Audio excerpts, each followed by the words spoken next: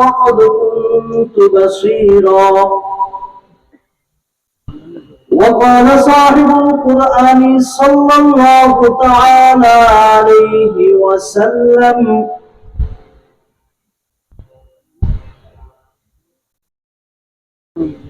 لا تشرك بالله شيئا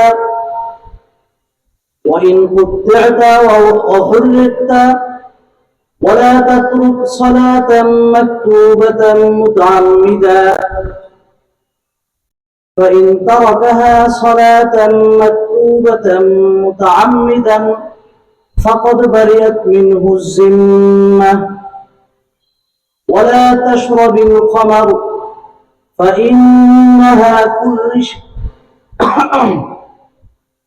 فإنها مفتاح كل شر أو كما قال رسول الله صلى الله عليه وسلم. আমরা নামাজের মধ্যে যে দুরূদ পড়ি, মুহাব্বতের সাথে সকলেই দুরূদ ইব্রাহিম পাঠ করি। আল্লাহুম্মা সাল্লি আলা মুহাম্মাদিন ওয়া আলা আলি মুহাম্মাদ কামা সাল্লাইতা আলা ইব্রাহিম ওয়া আলা আলি ইব্রাহিম ইন্নাকা হামিদুম মাজিদ। اللهم بارك على محمد وعلى آل محمد كما باركت على إبراهيم وعلى آل إبراهيم إنك حميد مجيد. اللهم أرنا الحق حقا وارزقنا اتباعه وأرنا الباطل باطلا وارزقنا اجتنابه. আলহামদুলিল্লাহ, আল্লাহ রাব্বুল ইজ্জাত ওয়াল জালালের দরবারে অসংখ্য অগণিত শুকরিয়া। মহান রব্বুল আলামিন আমাদেরকে বাদ মাগরিব থেকে এই পর্যন্ত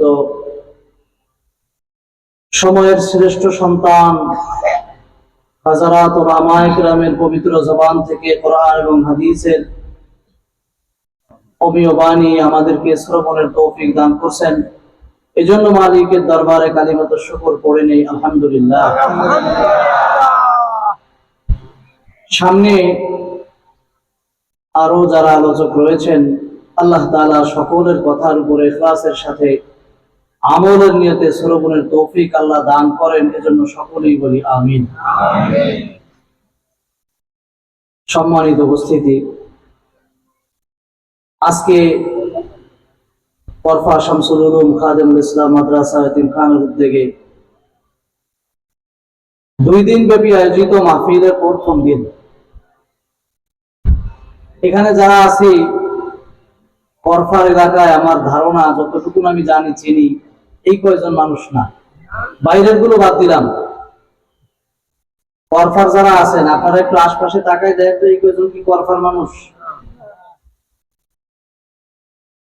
এই মাহফিলকে কেন্দ্র করে মাদ্রাসাওয়ালারা এলাকাবাসী আলহামদুলিল্লাহ প্রায় মাস ব্যাপী শ্রম দেন এই 2 দিন মাহফিলকে সফল করার জন্য। মাদ্রাসার উলামা তলাবা যারা রয়েছেন নিরলস পরিশ্রম করেন, অনেক কষ্ট করে এই পর্যন্ত আসতে হয়। তো এই পর্যন্ত আসতে যদি এত কষ্ট করা লাগে, আসল সময় যদি না টেকে, মাস বইরা ধান কাটছেন, সারা বৈশাখ মাস ধান কাটছেন। সমস্যা হয়েছে এক জায়গায়, ধানগুলো একটু বড়ই গেছিল। বড়ই যাওয়া বোঝেন না, গ্রাম্য ভাষায় তো হুজুর ঢাকার মানুষ অস করে গেছেন। হুজুরের বাড়ি ময়মনসিংহ, আমার সাথে কথা হয়েছে আগে, তোরা থাকেন। ওনার ভাষা আলহামদুলিল্লাহ প্রাঞ্জল ভাষা। আমি তো গ্রামের মানুষ, আপনাদের এই জন্য কথা বলতে একটু সুবিধা হবে। ধানগুলো ধরেন বড়ই গেছিল, কাদা লাগছে। বাড়ি থেকে মহিলারা বলছে যে ধান গোলাপ ছোঁয়ার আগে, শুকানোর আগে ধোয়া দরকার। তো উনি খারই আছে না, খারই, এই খারের থেকে বড় বড় ছিদ্র যেগুলো, ওই একটা নিয়ে ধান ধুতে গেছে খালে। খালে মাশাআল্লাহ স্রোত, ওই করপা কালে স্রোত তো একটু বেশি স্বাভাবিক। ওই জায়গায় যে খারই তিনি জায়গা দিছে, বলেন তো পটল গুলায় ঢুকবে। সারা মাস যে আপনি কষ্ট করে ধানগুলো এই পর্যন্ত আনলেন, খারইতি যদি জাকি দিতে না থাকে তাহলে কষ্টের অর্থ কি? কষ্ট পারেন নাকি? কষ্ট পায় না। এই হলো আমাদের এক শ্রেণী। আরেক শ্রেণী আছে যারা সওয়াবের কাজে এসে গুনার অংশীদার হবে। এই মাদ্রাসার পোস্টারিং হয়েছে, মুখে মুখে দাওয়াত হয়েছে, কালেকশন হয়েছে, প্রত্যেক বাড়ি বাড়ি যে টাকা চাউল আনছে না হুজুর, এটাও কিন্তু বড় একটা দাওয়াত, সবার কানে আওয়াজ পৌঁছে গেছে। আজকে আমাদের কথা মাদ্রাসায় মাহফিল, মহিলারাও জানে, যাদের ঘর পর্যন্ত মাইকের আওয়াজ দেয় অথবা না যায়, তারাও জানে আজকে কথা মাদ্রাসায় কি হবে, মাহফিল হবে। কারণ মাইক যে পর্যন্ত, এর থেকে অনেক দূর পর্যন্ত কালেকশন করে। অনেক ভাই বাড়ি থেকে বলে আসছেন পাঞ্জাবি অথবা শার্ট গাড়ি নিয়ে একটু শুনে আসি। উনি আসা হাদিসের ভাষা সব থেকে নিকৃষ্ট জায়গা হলো এই অল্প কয়জন না ফাতোয়া পান, আর কয়জন পাবেন না, সবাই পান, কোন চলে যাবে ভালো হবে বাজার। রাসূল করিম সাল্লাল্লাহু আলাইহি সাল্লাম বলেন, আহাব্বুল বিলাদি ইলাল্লাহি মাসাজিদুহা, আল্লাহর কাছে সব থেকে দামি জায়গা দুনিয়ার মধ্যে এটা হলো মসজিদ। ওয়া আবগাযুল বিলাদি ইলাল্লাহি আসওয়াকুহা, আর সব থেকে নিম্নমানের জায়গা, খারাপ জায়গা, এটা হলো বাজার। তাহলে মসজিদে কি হয়, আল্লাহর নাম নেওয়া হয়, ইবাদত বন্দেগী করা হয়। এটা যদিও মসজিদ না, কিন্তু এই জায়গা কি কোনো খারাপ কথা খারাপ কাজ আমরা আলোচনা করব? এটাও হুকুমে ভালো জায়গা, আল্লাহর পছন্দের জায়গা। তো অনেক মানুষ বলে আসছে, অশুনতে যায়, আসে কোন জায়গা গিয়েছে, চানাচুরির দোকানে, বাদাম টেপা দান্দায়, বিভিন্ন কাজে জনাব শয়তান সাহেব ওনাদেরকে লাগায় রাখছেন। তো ওই কাজে যারা ব্যস্ত আছে ওনারা দুটো ক্ষতিগ্রস্ত হয়েছে। একটা হলো এই জায়গার বরকত থেকে মাহরুম হয়েছে, আর একটা হলো বাড়ির থেকে যে বলে আসছিল যে অশুদ্ধি যাই, উনি মাঠে আসে নাই, মিথ্যার গুনাহগার হয়েছে নাকি বলেছে। এজন্য এই গুনাহ থেকে বাঁচার জন্য মানুষ যদি গুনাহ করে, আল্লাহ তাআলা তার তওবার ব্যবস্থা রাখছেন কি রাখেন নাই? তো আমি ভাইদেরকে দাওয়াত করব তওবা করার জন্য, গুনাহ থেকে বাঁচার জন্য, নেকি নিয়ে বাড়ি যাওয়ার জন্য। তারা যেন এখনো ফিরে আসে, দরজা এখনো খোলা। ঠিক আছে তো? আপনারাও চান? আপনারাও বলেন আল্লাহ যেন সবাইকে আসার তৌফিক দান করেন। আমিন, আল্লাহুম্মা আমিন। ওয়াজ হয়ে গেছে, কোন জায়গা দিয়ে পড়বো নাই পড়ার মতো। ওলামায়ে কেরাম বললে তো আসলে বলার অনেক থাকে, বলছেন হুজুর আমি কি বলবো আল্লাহ।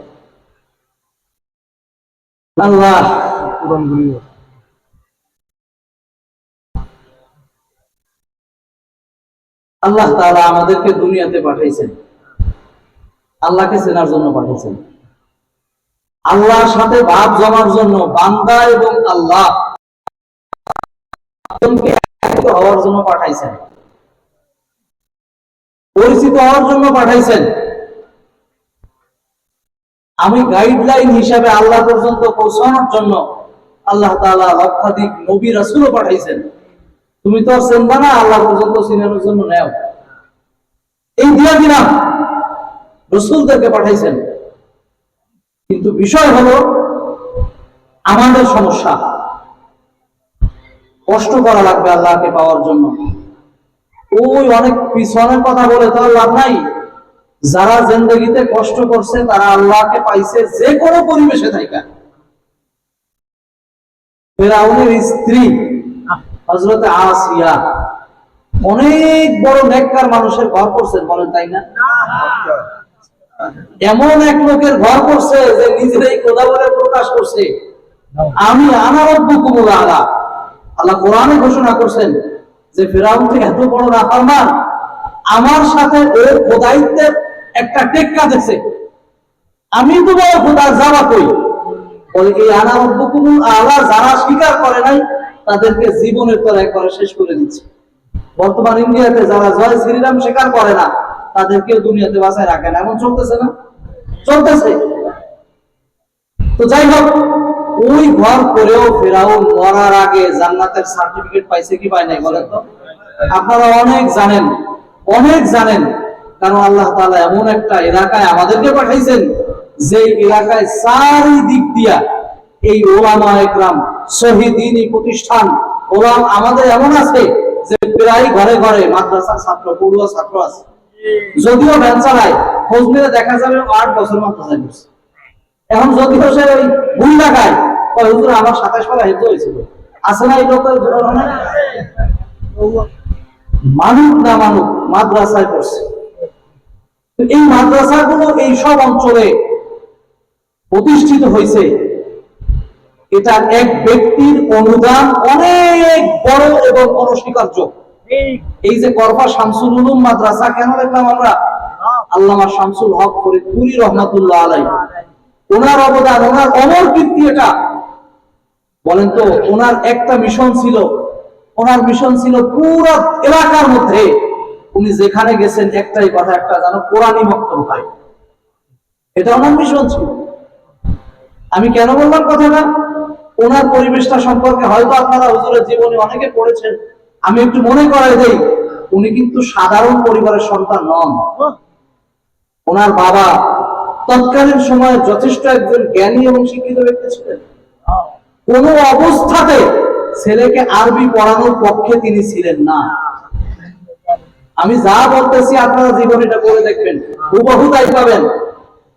কোন অবস্থাতে ছিলেন না যে ছেলে আরবি শিখুক, টোটাল নিষেধই করে দিয়েছিলেন। আপনারা জানেন, লম্বা কথা, ওনাকে খুলনাতে পাঠাইছে কলেজে পড়ার জন্য, লবণের ঠোঙ্গায় যে ভর্তির অ্যাপ্লিকেশন লেখছে, দরখাস্ত লেখছে। আচ্ছা, আমরা তো অনেক কায়দা বায়দা করিয়া কাগজ বাস দিয়ে লাইন বেঁকানো হয়, আরবি জায়গায় যদি না পারি, বাংলা নালে ইংলিশ না আরবি না, তার বাইক লিখে দেন, এমন না কি বলেন? উনি ভর্তি যাতে নাম্বার না পায়, এজন্য লবণের ঠোঙ্গা, লবণের প্যাকেটে উনি দরখাস্ত লেখছেন। নসিব এমন খারাপ, ওই কলেজের প্রিন্সিপাল যখন দরখাস্তগুলো বাছাই হচ্ছে, তা ওনার লেখা আপনারা যারা পড়ছেন, এমন সুন্দর এবং রেজাল্ট অ্যাড করে দেওয়া লাগে, ওর সাথে সংযুক্ত করে দিতে হয়। তো বাছাই করার সময় দুটো সমস্যা হয়েছে। একটা হলো একটা আজীব ধরনের দরখাস্ত, যা ইতিপূর্বে কেউ করে নাই, লবণের ঠোঙ্গায় দরখাস্ত। বাছাই যে করে সে দেখাইছে, স্যার এ কোন ধরনের দরখাস্ত, এ কি আমাকে হেউ করলো নাকি, এ কি আমাদের কলেজে হেউ করছে? কারণ ভালো ভালো স্টুডেন্ট ওখানে চান্স নিতে ভয় পায়, সেখানে লবণের দরকার ঠঙ্গায় করে দরখাস্ত লেখা একটা ব্যাগ করার মতো না। স্যার বলছেন ওইটার পাশে রাখতে। কেন দরখাস্ত করবো? ওর বিচারক ভর্তির দরখাস্ত। কিন্তু পরক্ষণেই যখন দেখছে যে আরে রেজাল্ট, এ শামসুল হকের নাম তো পেপারে পড়ছি, খুঁজে গেছে, তারে পাওয়া গেছে, ভর্তি করে গেছে, টাকা লাগে নাই, পড়া লাগবে, কিন্তু মন তো মানে না, আমি আরবি শিখবো।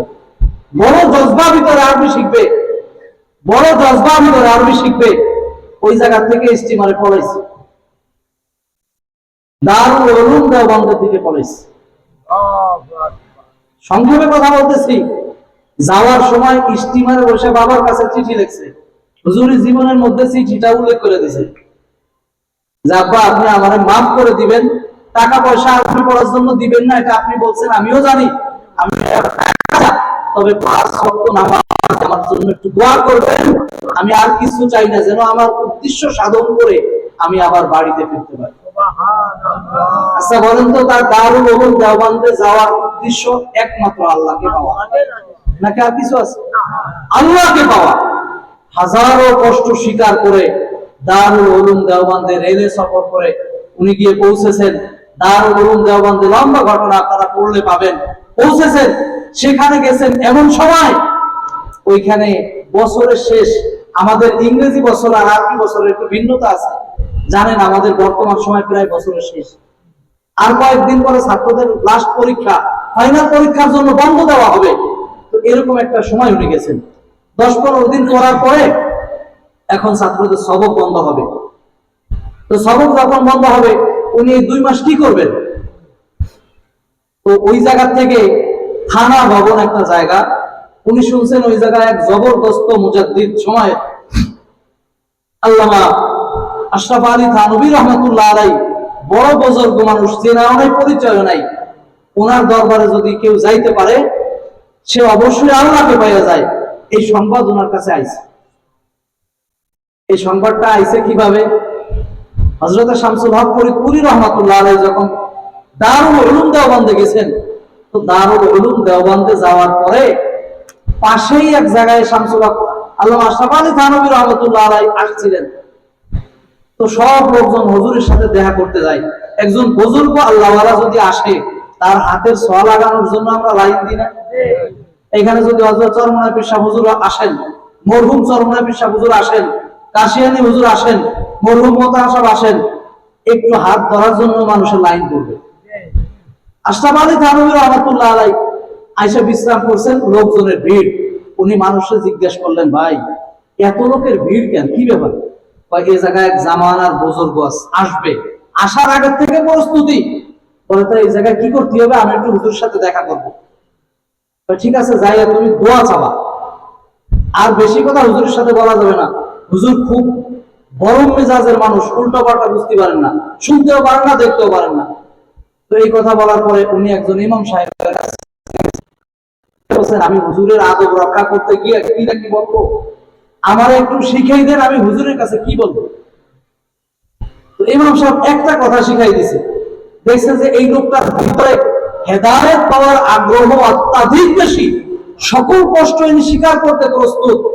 ইমাম সাহেব এইরকম একটা বাক্য তাকে শিখাই দিছে। তো সবাই আল্লাহর কাছে যায়, হুজুর জানি দোয়া করেন, আমি জানি ধনী হতে পারি। কেউ দোয়া চায় হুজুর আমার জন্য আরেকটা ছেলে দেয়, কেউ দোয়া চায় আল্লাহ আমার সাল যেন মানুষ হতে পারে, হুজুর একটু দোয়া করে দেন। এরকম আমরা নিজে ব্যক্ত করি না মনের কথা?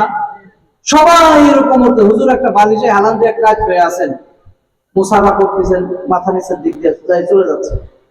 আল্লামা শামসুল হক ফরিদপুরি রহমতুল্লাহর প্রথম দেখা ওই জায়গায়। উনি যে বলছেন, ওই ইমাম সাহেবের শিখানো কথা, উনি যে বলছেন যে হযরত मुझे दुआ कीजिए अल्लाह ताला ने मुझे सिराते मुस्तकीम पर रखी। একটা ব্যতিক্রম ধর্মী দোয়া, দুনিয়ার কিছু চাই নাই। বলছে হুজুর আমার জন্য একটু দোয়া করেন, আল্লাহ যেন আমাকে সিরাতে মুস্তাকিমের উপরে রাখে। দেখেন, বাংলাদেশ থেকে কষ্ট করে ইন্ডিয়াতে গেছে কি পাওয়ার জন্য? সিরাতে মুস্তাকিম পাওয়ার জন্য। ওইখানে গিয়ে আল্লামা আশরাফ আলী থানভী রহমতুল্লাহর কাছে দোয়াও চাইছে। তাই তো হুজুর যে ওই যে একটু হেলান দিয়েছিলেন, চোখ করে তাকাইছে, কি ব্যাপার? উনি বলছেন, হুজুর আমার আব্বা এমন কঠিন মানুষ, আমাকে আরবি পড়াতে চায় না, ইংরেজি পড়াতে চায়। তো হুজুর শুধু বললেন, আশরাফ আলী সময়ে এমনও কি আছে যে সন্তান আরবি শিখতে চায়, বাবা পড়াতে চায় না? আফসোস করলেন। শেষ, মোলাকাত শেষ। তো ওই যে বাকি 1.5-2 মাস ওইখানে আশরাফ আলী থানভী রহমতুল্লাহ আলাইহির দরবারে যদি থাকতে হতো, এক হুজুরের কাছ থেকে অনুমতি নিয়ে তারপরে টাকা লাগতো। উনি এখন দারুল উলুম দেওবন্দে কোনো পড়ালেখা নাই, কিছু নাই, ছাত্ররা পরীক্ষার জন্য প্রস্তুতি নিবে, কি করবেন? আশরাফ আলী থানভী রহমতুল্লাহ দরবারে যাওয়ার চিন্তা করছেন। কথা মনে আছে কি বলছিলাম? আল্লাহর জন্য কষ্ট করা লাগবে, এই জায়গাতে না কথা আসছে, ভুলে গেলে চলবে না। তো উনি ওই দারুল উলুম দেওবন্দে থাকা অবস্থায় আশরাফ আলী থানভী রহমতুল্লাহর কাছে চিঠি লিখছে, হযরত আমি আপনার দরবারে একটু থাকতে চাই, আমাকে যদি একটু অনুমতি দেন, আশা করি আপনি বান্দার কথা অবমূল্যায়ন করবেন না।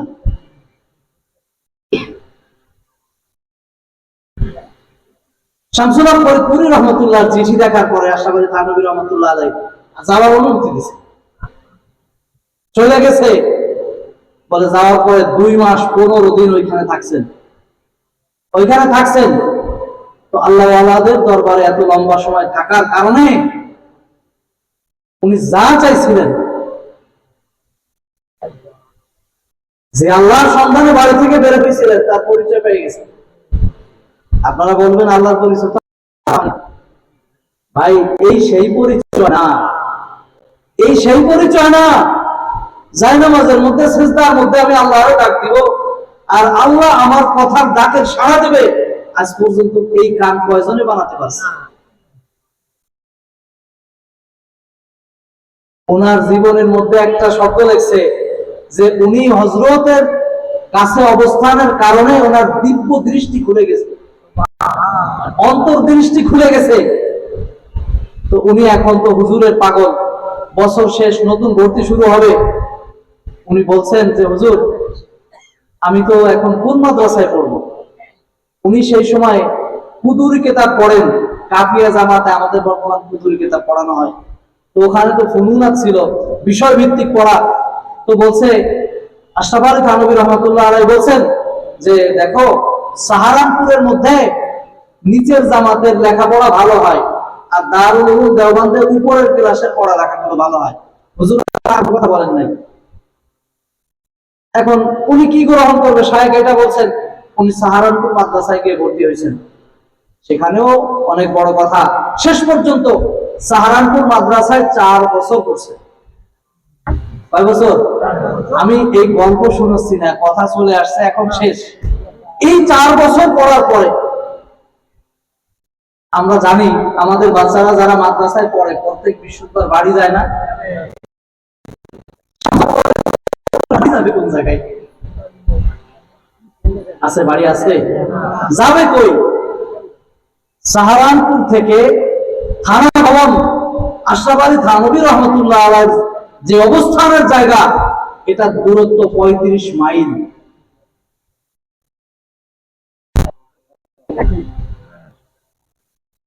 এই 4 বছরের মধ্যে প্রত্যেক বৃহস্পতিবার বিকেলে সবক পড়ে শেষ করে উনি থানা ভবন পায়ে হেঁটে রওনা দিতেন।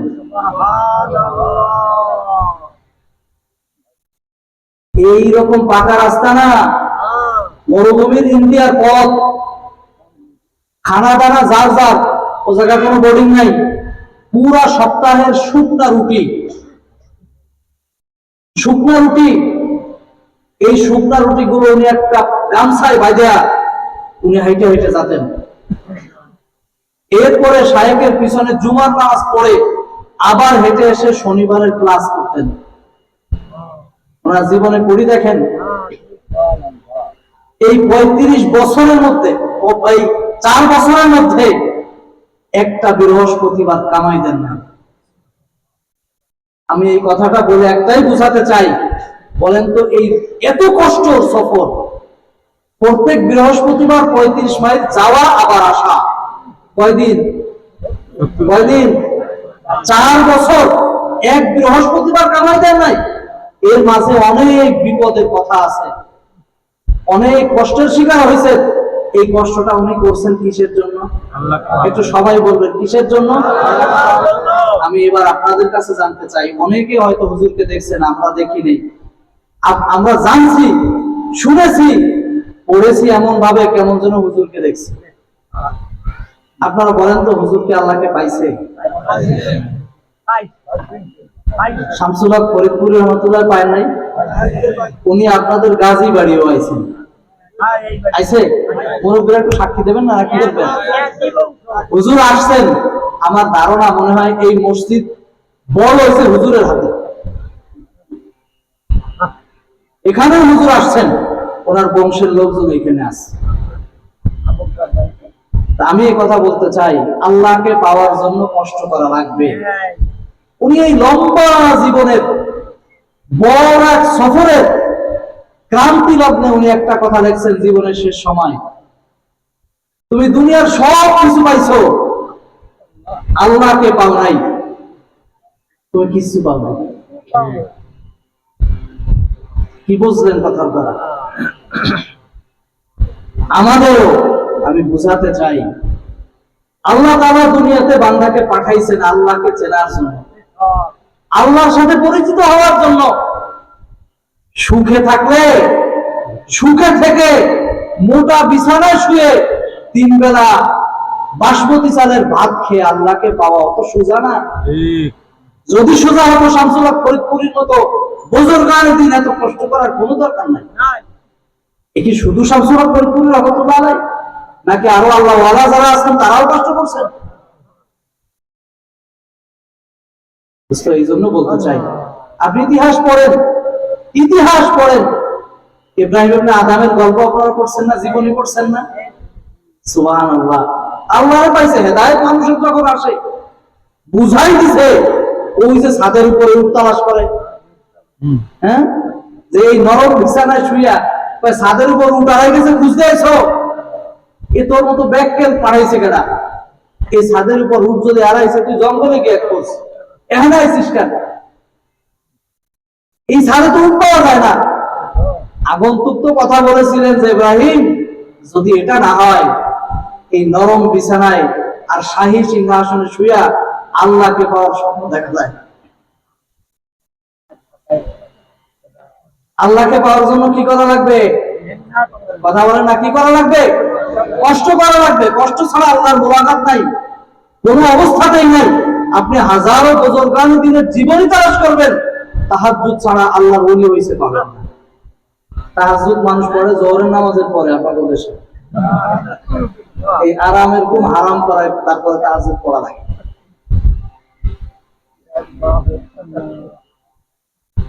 আল্লাহু আকবার। আমি যে কথা বলতেছিলাম, ইব্রাহিম ইবনে আদমের একটা কথা মনে হচ্ছে, একটু বলি সংক্ষেপে। ইব্রাহিম ইবনে আদম বলখি রাহমাতুল্লাহ আলাইহি, উনি তো একজন বাদশা ছিলেন, বলকের বাদশা। তো ওনার মাঝে মাঝে আমি কথাটা বলি, এর মধ্যে অনেক আমাদের জন্য ইবরাত আছে, উপদেশ আছে। ইব্রাহিম ইবনে আদম বলখি রাহমাতুল্লাহ আলাইহি একজন নেশাখোর ছিলেন, উনি মদ্যপায়ী একজন বাদশা ছিলেন। দুনিয়ার শান শৌকত, মজা, জৌলুস সব তার মধ্যে ভরপুর ছিল। ওনার খাস কামরা, ওনার শাহী বালাখানা, প্রত্যেকটা বালাখানা রুমের জন্য এক একজন আলাদা চাকরানি ছিল, আলাদা চাকর ছিল। ওনার শাহী বালাখানা যেখানে ঘুমাতেন, ওইটার ঝাড়ু দেওয়ার জন্য আলাদা একজন ছিল। ওর কাজ শুধুমাত্র ও ওই বালাখানা ঝাড়ু দেবে, ওই রুমটা ঝাড়ু দিয়ে চলে যাবে।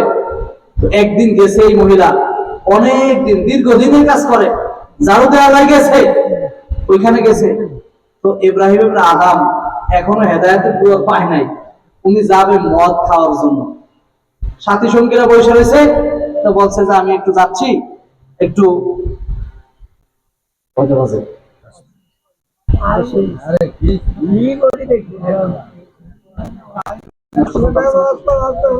ঠিক আছে ঠিক আছে ঠিক আছে। তো শাহী বালাখানা, এই শাহী বালাখানা ঝাড়ু মারু দিয়ে আমার মাশাআল্লাহ একেবারে উনি বেরোয় গেছে, বলছে তুমি যাও, কাজ আছে, আসতেছি। উনি বাইরে চলে গেছে, এই বিছানায় শোয়ার স্বাদ আমি উপভোগ করতে পারি নাই। মনের মধ্যে একটু আশা জাগছে, মানুষের আশা আছে না, আশা জাগছে যে এই নরম বিছানা তো সাজে উনকি জাড়িয়ে যাবো, আজকে একটা রিস্ক নিই, ওনার তো আসতে রাত হবে, আজকে আমি একটু এই শাহী বালাখানায় শুয়ে দেখি, কিছুক্ষণ থাকে উনি আশা থেকে উঠে যাবো। ব্যাস, উনি আসে কি করছে, উনি শুয়ে পড়ছে। আল্লাহর এমন কাম, এবারে মহিলার চোখে ঘুম চলে আসছে, ঘুম এসে গেছে। ঘুম আসবে তো এমন ঘুম আর ভাঙ্গে না। বাদশা চলে আসে, মদ খাই একেবারে মাথা গরম, আইসা পড়ছে, এত বড় সাহসের চাকরানিকে কে দেবে? বাদশার চিৎকার শুনে বাইরের প্রহরীরা, আশপাশের লোকজন সব চলে এসে, বাদশা আমাদের ব্যাপার কি, এই হুকুম কে দিছে? কে সাহস দিল যে আমার তখ্তের উপরে, আমার সিংহাসনের উপরে ঘুমাবে? খুব চাইতে যদি একেবারে গরম, ঠিক আছে সব চেতার পরে সিন কাটে দিচ্ছি, সময় কম। তো এইভাবে মা হিসাব করে বিচার হলো, বাদশা আমাদের কি করা যাবে? ওরা 100 বেত আঘাত করো, 100 বেতের পিটান লাগাও। একজন মানুষের যদি জল্লাদ 100 বেত দিয়ে পিটান দেয়, অপরাধ কি ছোট অপরাধ না বড় বলেন তো? বড় অপরাধ। পিটানো তো সেই কষা পিটান হবে। জল্লাদ আইছে, ওরে পিটানো শুরু করছে, বেটি একদম টাইট, চিল্লাও না, কান দেও না, চুপ করে রয়েছে, খামোশ একেবারে। পিটানো শেষ, বেত্রাঘাত 100 শেষ, বিভিন্ন জায়গায় শরীরের ফাইটে রক্ত পড়তেছে, পিটানো শেষ হয়ে গেছে, বেটি কান্দে দিচ্ছে। আশ্চর্য,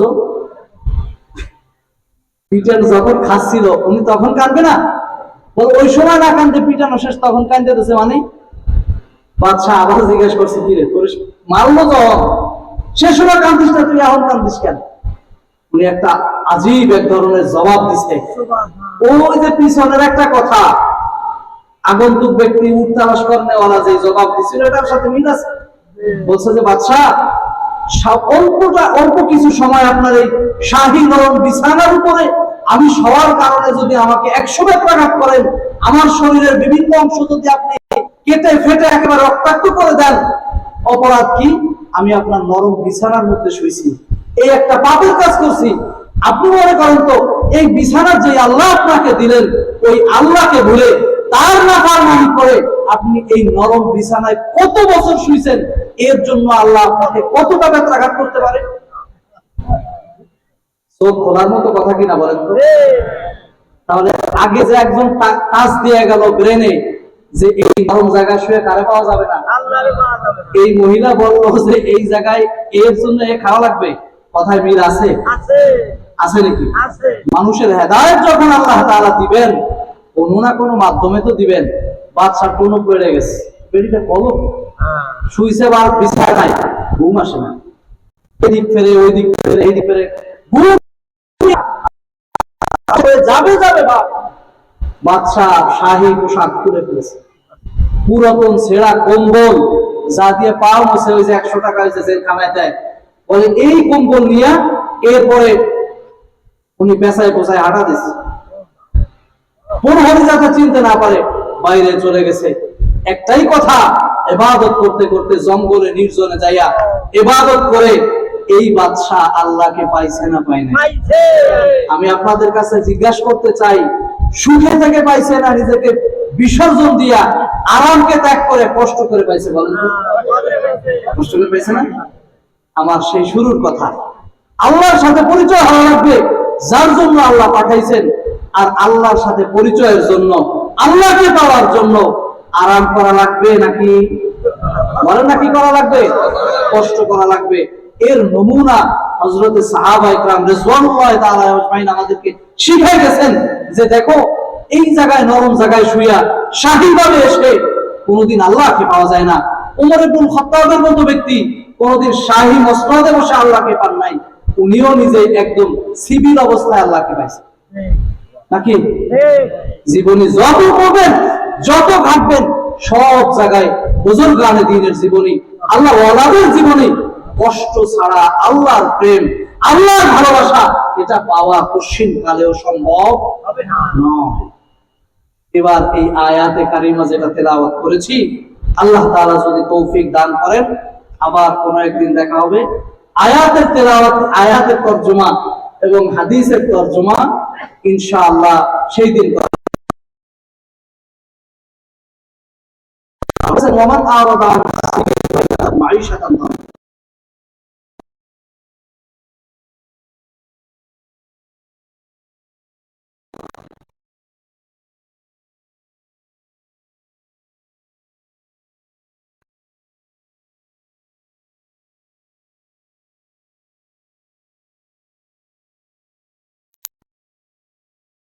আমার ফিরে নিয়ে যারা তুমি দুনিয়াতে জীবন যাপন করবা, আমি আল্লাহ এই দুনিয়ার জন্য তুমি আল্লাহকে বলছো, দুনিয়াকে মহব্বত করছো, দুনিয়া পাইতে চাও, আমি আল্লাহ তোমার দুনিয়ার জীবনকে সংকীর্ণ, তোমার জীবনকে আমি একেবারে শোচনীয় করে দিব, সংকীর্ণ করে দিব। সুখ পয়সা হতে পারে, গাড়ি বাড়ি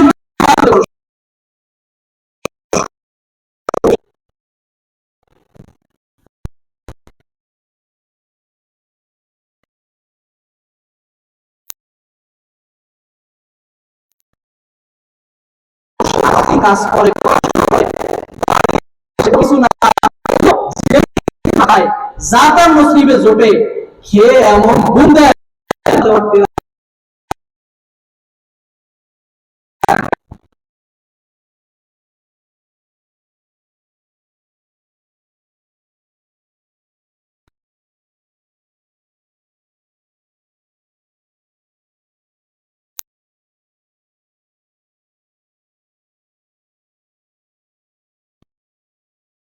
দুনিয়া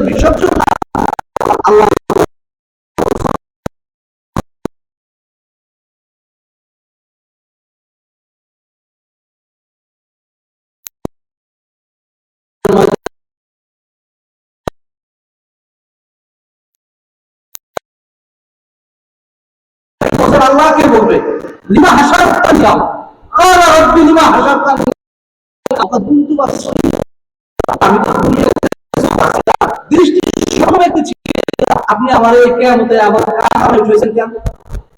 আল্লাহ বলেন ক্বালা কাযালিকা আতাকা আয়াতুনা ফানাসিতাহা, আরে দুনিয়াতে তো আমি তো চোখ দিলাম, চোখ দিয়েও তো তুই আমাকে ভুলে গেছিলি, এই জন্য আজকে কিয়ামতে আমি আল্লাহ তোকে ভুলে গেছি। আমি আপনাদের কাছে জিজ্ঞাসা করতে চাই, কিয়ামতের ময়দানে যে জায়গা আপন জনের কোনো পরিচয় কারো থাকবে না, আমার বউ দুনিয়ার সবচেয়ে আপন, ছেলে সন্তান আপন, যাদের জন্য এই জীবন বরফের মতো গলায় শেষ করে দিচ্ছি, তারা আপন। আল্লাহ কোরআনে বলছেন এক কেউই পাবে না, সবগুলো দৌড়াবে তোমাদের দেখবে। কোরআনে আল্লাহ বলছেন না, শুনেন নাই? বহুবার হাজারবার ওলামায়ে কেরামে জবাব, মা যার মায়ার কোনো শেষ নাই, সন্তানের জন্য মার থেকে বেশি দয়ালু আর মায়াওয়ালা আর কেউ আছে? এই মা পর্যন্ত সন্তানকে দেখে আরেক রাস্তা নিবে নাকি একটা নেকি আজকে মায়ের কাছে সন্তান দাবি করে বসে দিতে রাজি না? এমনও কথা আছে যে বলবে মা আল্লাহর কাছে বলে দিবে, আল্লাহ দুনিয়াতে না আমার যে কোনো সন্তান ছিল, এমনটাও তো আমি আজকে এই কিয়ামতের বিভীষিকা দেখে আমি ভুলে গেছি। তো কেউ তো আপন নাই, ওই জায়গায় একমাত্র যিনি থাকবেন বান্দার আপন, বলেন তো কে? সেই আল্লাহ যদি বলেন আমি আজকে তোকে ভুলে গেলাম, এই লোকটা তো চির সুখের জান্নাত পেয়ে গেছে। এর কি কষ্টে কোনো সীমা আছে? আরেকটা কথা বলে দোস্ত, যদি কেউ এমন মনে করি যে আমি বহু ইবাদত করি, অনেক নেক কামাই করছি, আল্লাহ তাআলা আমারে জান্নাত না দিয়ে যাবেন কই? নাউজুবিল্লাহ। না, নেকি দ্বারা আমল দ্বারা কোনো ব্যক্তি জান্নাত কামাতে পারবে না, কোশ্চিন করা সম্ভব নয়। হাদিসে পাকের মধ্যে রাসূল করিম সাল্লাল্লাহু আলাইহি ওয়াসাল্লাম হাদিস বলেছেন, বনী ইসরাঈলের মধ্যে এক লোক ছিল 500 বছর ইবাদত করছে আল্লাহ, 500 বছর ইবাদতের কোয়ালিটিও বয়ান করছেন রাসূল করিম সাল্লাল্লাহু আলাইহি ওয়াসাল্লাম। সমুদ্রের পাড়ে বসে ইবাদত করছে, আল্লাহ দুনিয়ার সাধারণ কোনো খাবার আর খাওয়ায় নাই, কোনো মানুষজন সেইখানে নাই। ও খানা খাইছে, কিসের খানা? আল্লাহ বলেন খানার সময় যখন হয়েছে, আল্লাহ নবী বলেছেন একটা গাছ ওর একটা আনার দিত, আঙ্গুর দিত, এই আনারের দানা খাইছে, খাইয়ে খাইয়ে কয় বছর ইবাদত করছে? এতদিন আল্লাহ খাওয়াইছে কেন? এই আমার মতো গুনাহগার, আমাদের মতো উম্মতদেরকে বুঝানোর জন্য আল্লাহ কিছু কিছু নিদর্শন আল্লাহ দেখাইছেন, কিছু কিছু আয়াত প্রকাশ করছেন। 500 বছর ইবাদত, ধরেন কি ইবাদত? এই লোক যদি 500 বছর কোনো গুনাহ না করে, ওই দেশের মধ্যে, দ্বীপের মধ্যে মহিলা নাই, টিভি নাই, ভিসিআর নাই, এই বড় স্মার্টফোন নাই, গুনাহ করার কোনো উপকরণ নাই, ও গুনাহ করবেই বা কিভাবে? ইবাদত করছে, মারা যখন গেছে আল্লাহ ইবাদত যা করছে আমি তো জান্নাত পাই, আল্লাহ পাকে আমার রহমত ছাড়া তো আমার তো কোনো গুনাহ নাই। আল্লাহ তাআলা বলে ফেললেন ঠিক আছে, তোমার ইবাদতের কারণে যদি তুমি জান্নাতে যাইতে চাও, তাহলে এই 500 বছর যে তুমি বেঁচে থাকলা, হাজারো হাজারো লাখো নিয়ামত উপভোগ তুমি করছো, আমি কোন নিয়ামতের কথা তোমাকে বলতে চাই না, যে আনার গুলো খাইয়া খাইয়া জীবন কাটাইছো, একটা আনারের বিনিময় আমাকে দাও। একটা আনারের একটা কোয়া বাড়াই দিতে পারবে না? যদি পারো তাহলে তুমি যাও। এই 500 বছরের ইবাদত যদি তারে দিয়ে দেয় একটা আনারের দানার পরিমাণে, কাজ হবে? আল্লাহ কয়ে যাও, তোমার এই শুধু এই খানার জন্য 500 বছরের ইবাদত কাটাকাটি, ওই একটা আনার এই নেকি করে আমাদের দিয়ে দাও। এখন এই নেকি কাটাকাটি হয়ে গেছে, এখন প্রায় কত সময় জিমে কি করবে? আল্লাহ তোমার রহমত ছাড়া তো আর হচ্ছে না।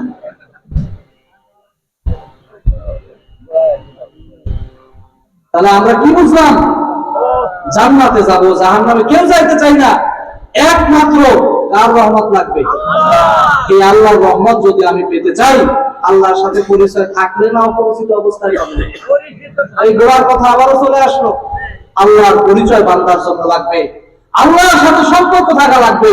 আল্লাহর সাথে ভাব যদি না জমে, পরিচয় যদি আমার না থাকলো, আত্মীয়তার সম্পর্ক আল্লাহর সাথে যদি না জমাতে পারলাম, কিয়ামতের ময়দানে আল্লাহ ওটাই বলবেন যে কাযালিকা আতাতকা আয়াতুনা ফানাসিতাহা ওয়া কাযালিকাল ইয়াওমা তুনসা।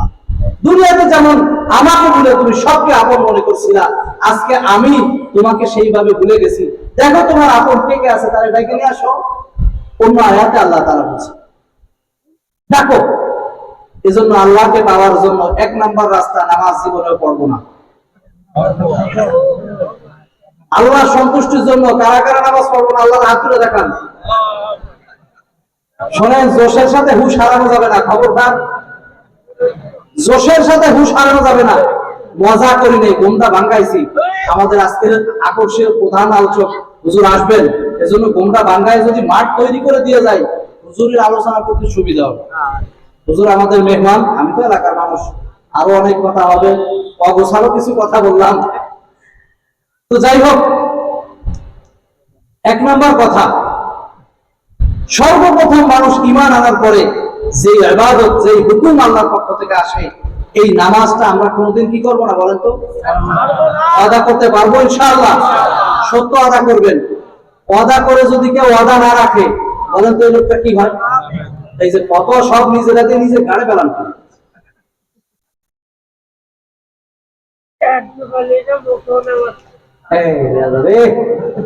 এক যোগাযোগ করবে, এগেই তো এখন সময়। 24-এর বাংলাদেশ এক যোগালে, ও পিছনের যুগ চলে গেছে। যুবককে বাংলাদেশ এত সোজা না। হাদিস পড়ছিলাম, যুবককে হাদিস শোনাবেন একটু যদি আল্লাহ বাঁচায় ইনশাআল্লাহ। তো যাই হোক, তো আমরা নামাজ পড়বো। যদি কেউ নামাজ পড়ে, পরিভাষায় আমরা তাকে কি বলি বলেন তো? মুসল্লি বলি।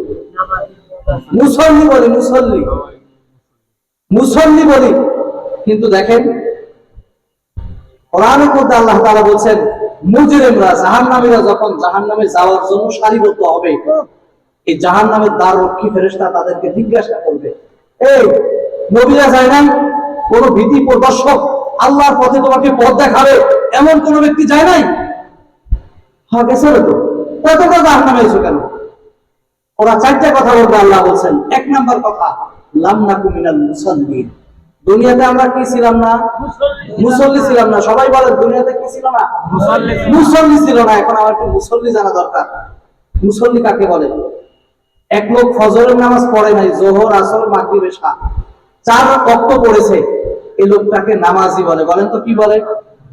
নামাজি বলে। এক লোক শুধু জুমা পড়ছে, এই লোকটা নামাজি বলে। আরেকটা লোক শুধু ঈদের নামাজ পড়ে বছরে 2 বার, ও নামাজি।